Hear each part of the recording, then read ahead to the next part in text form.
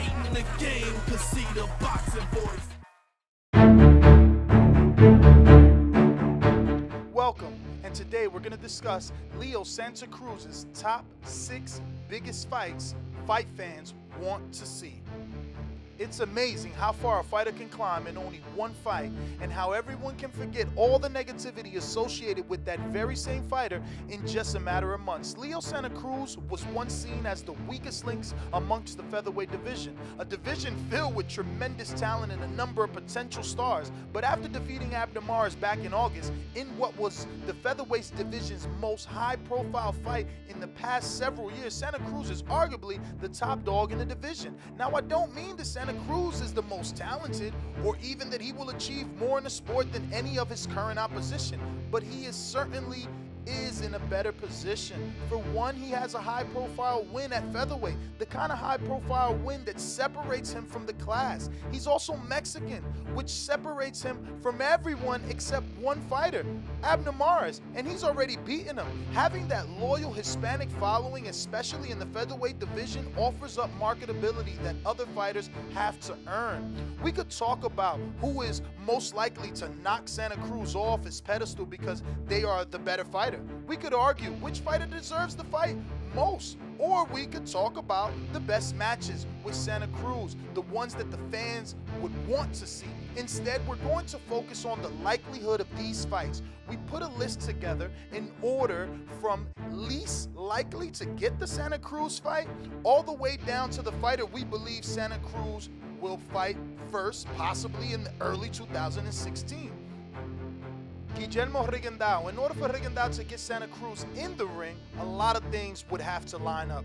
First, he'd have to find some way to get into Heyman's good gracious, or actually line himself up with Heyman and his services. Rigondeaux is not even a featherweight yet. He would have to move up before Cruz entertains the idea. Plus, Santa Cruz has had the chance to face Rigondeaux at junior featherweight, and the fight was never close to materializing. With Rigondeaux's network repellent style, he seems like the longest shot to get the fight.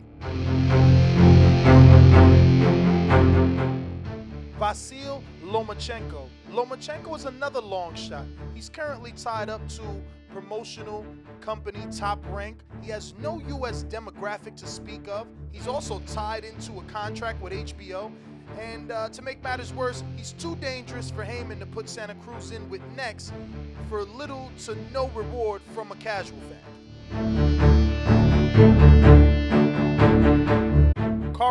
Frampton. Frampton is currently a junior featherweight, but he's reportedly struggling to make the 122-pound limit.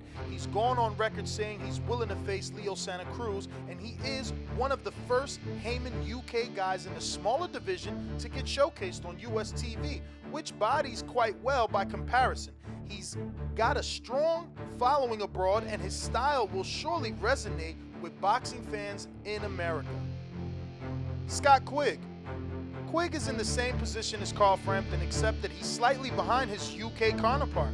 If America was a high school student, then Frampton and Quigg were colleges, then Quigg would be the safety school. He'd be the backup QB on an American football team. He might be better, but we won't know until after Frampton.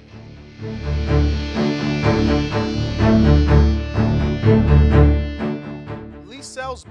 Selby is so technically gifted that he has been dubbed the Welsh Mayweather. Selby is getting his American debut shortly. The fighter with incredible talent and natural instincts is hoping to impress his US audience. That said, it is impossible to know how well he would do when he gets in the States until he actually competes. The Mayweather comparisons should get him pretty far. Gary Russell Jr. Gary Russell Jr. is the most likely opponent for Leo Santa Cruz out of the bunch.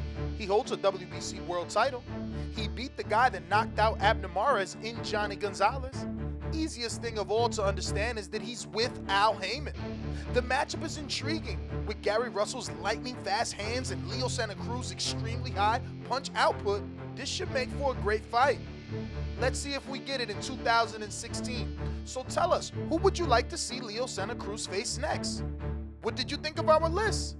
Let me see your top 6 in the comments below. And remember, like, comment, subscribe.